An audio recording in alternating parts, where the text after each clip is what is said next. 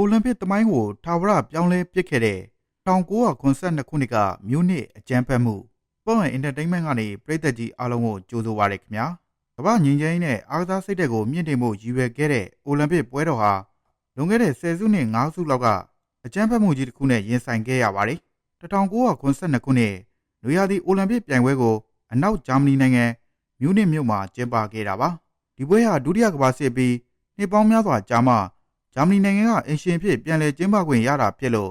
ကမ္ဘာအာရုံစူးစိုက်မှုကိုအထူးရရှိခဲ့တဲ့အားကစားပွဲတော်တစ်ခုလည်းဖြစ်ပါတယ်။အင်ရှင်ဖြစ်လက်ခံကျင်းပတဲ့အနောက်ဂျာမနီနိုင်ငံဟာဒီပွဲတော်ကိုကျင်းပခြင်းကနေဂျာမနီရဲ့ရုပ်ပုံလာကိုစစ်ပွဲတွေနဲ့ကင်းဝေးပြီးငြိမ်းချမ်းတဲ့နိုင်ငံဖြစ်ကမ္ဘာကိုပြသခြင်းခဲ့ပါတယ်။ဒါကြောင့်ဒီပြိုင်ပွဲကို Happy Game ပျော်ရွှင်ပွဲအားကစားပွဲတော်ဆိုတဲ့ဆောင်ပုဒ်နဲ့စတင်ခဲ့ပြီးပွဲတော်တစ်လျှောက်လုံးလုံခြုံရေးတွေကိုပါအရင်ကတည်းကပုံမပေါ်ပါရင်းနှီးတဲ့ပုံစံမျိုးနဲ့ထားရှိခဲ့ခြင်းကအကြမ်းဖက်သမားတွေအတွက်အခွင့်အရေးဖြစ်သွားခဲ့ပါတော့တယ်။စက်တင်ဘာလ9ရက်နေ့မနက်ခင်းမှာ Black September လို့ခေါ်တဲ့ပါလက်စတိုင်းအကြမ်းဖက်အဖွဲ့တစ်ဖွဲ့ကအိုလံပစ်ရွာတွေကိုလုံခြုံရေးပေါ်ယုံမှုတွေကတဆင့်အလွယ်တကူဝင်ရောက်လာပြီးအစ္စရေးအမျိုးသားအားကစားအဖွဲ့ဝင်တွေကိုဖမ်းဆီးခဲ့ပါတယ်။ဒီတိုက်ခိုက်မှုကြောင့်အစ္စရေးနီးပြ2ဦးချက်ချင်းသေဆုံးခဲ့ရပြီး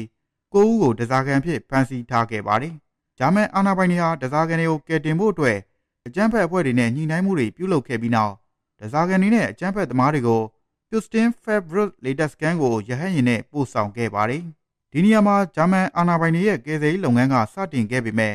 စနစ်တကျမရှိခဲ့တဲ့ပြင်လုံခြုံရေးအဖွဲ့တွေရဲ့ညှိနှိုင်းမှုအားနည်းချက်တွေအများကြီးရှိခဲ့ပါတယ်။ဂျာမန်အာဏာပိုင်တွေရဲ့ဖြေရှင်းမှုကကြီးမားတဲ့နီးပြပိုင်းဆိုင်ရာအမှားတွေနဲ့ပြည့်နေခဲ့ပါတယ်။နောက်ဆုံးမှာတော့အဖမ်းခံခဲ့ရတဲ့ဒဇာကန်အားလုံးနဲ့အကြမ်းဖက်သမား9ဦးဂျာမန်ရဲတအုပ်သေဆုံးခဲ့ရပြီးအိုလံပစ်သမိုင်းကိုဆိုးရွားစွာအဆုံးသတ်စေခဲ့ပါတယ်။ Black September ဖွဲ့ရဲ့အဓိကရည်ရွယ်ချက်ကတော့အစ္စရေးနိုင်ငံအကျဉ်းထောင်တွေမှာဖမ်းဆီးထားတဲ့ပါလက်စတိုင်းအကျဉ်းသား236ဦးကိုပြန်လည်လွှတ်ပေးဖို့ပဲဖြစ်ပါတယ်။ဒီလိုကမ္ဘာစောင့်ကြည့်နေတဲ့အိုလံပစ်ပွဲတော်မှာတိုက်ခိုက်မှုပြုလုပ်ခြင်းအပြင်သူတို့ရဲ့နိုင်ငံရေးရည်မှန်းချက်နဲ့ကိစ္စရပ်တွေကိုကမ္ဘာသိအောင်အတင်းအကျပ်ဖော်ထုတ်ခြင်းခဲ့တာပါပဲ။နောက်ထပ်အကြောင်းအရာတစ်ခုကိုမဆက်ခင် channel ကို like လုပ်ပြီး subscribe လုပ်ခဲ့ကြပါဦးခင်ဗျာ။မြို့နှစ်အဖြစ်ဆိုးပြီးမှအစ္စရေးနိုင်ငံဟာမိမိတို့နိုင်ငံသားတွေရဲ့လုံခြုံရေးကိုအခြားနိုင်ငံရဲ့အာဏာပိုင်တွေအပေါ်လုံးဝယုံကြည်လို့မရတော့ဘူးဆိုတဲ့ဆုံးဖြတ်ချက်ကိုခိုင်မာစွာချမှတ်ခဲ့ပါတယ်။ဒါကြောင့်ဝန်ကြီးချုပ်ဂိုဒါမေဦးဆောင်တဲ့အစ္စရေးအစိုးရဟာတိုက်ခိုက်မှုမှာပါဝင်ပတ်သက်ခဲ့သူအားလုံးကိုပြန်လည်လက်စားချေဖို့အတွက်တိုးဝက်စစ်စင်ရေးကိုစတင်ခဲ့ပါတယ်။ဒီစစ်စင်ရေးကို Operation Word of God လို့အမည်ပေးထားပြီးဒါဟာမြို့နယ်တိုက်ခိုက်မှုကိုစီစဉ်ပြီးကြိုးကင်ခဲ့တဲ့ Black September အဖွဲ့ဝင်တွေကိုကမ္ဘာနဲ့လိုက်လံရှာဖွေပြီးဖမ်းဆီးတပ်ဖြတ်ခဲ့တဲ့လှုပ်ဝက်လုပ်ငန်းတွေပဲဖြစ်ပါတယ်။အစ္စရေးထောက်လှမ်းရေးအဖွဲ့ Mossad ကဦးဆောင်ပြီးဥရောပနဲ့အရှေ့အလယ်ပိုင်းနိုင်ငံတွေမှာရှိတဲ့ပြစ်မှတ်တွေကိုစနစ်တကျဖယ်ရှားခဲ့ပါတယ်။ဒီပြည်ဆုံးမှာပါဝင်ခဲ့တဲ့စစ်သွေးကြ3ဦးဟာဂျာမနီကနေလွတ်မြောက်ခဲ့ပေမဲ့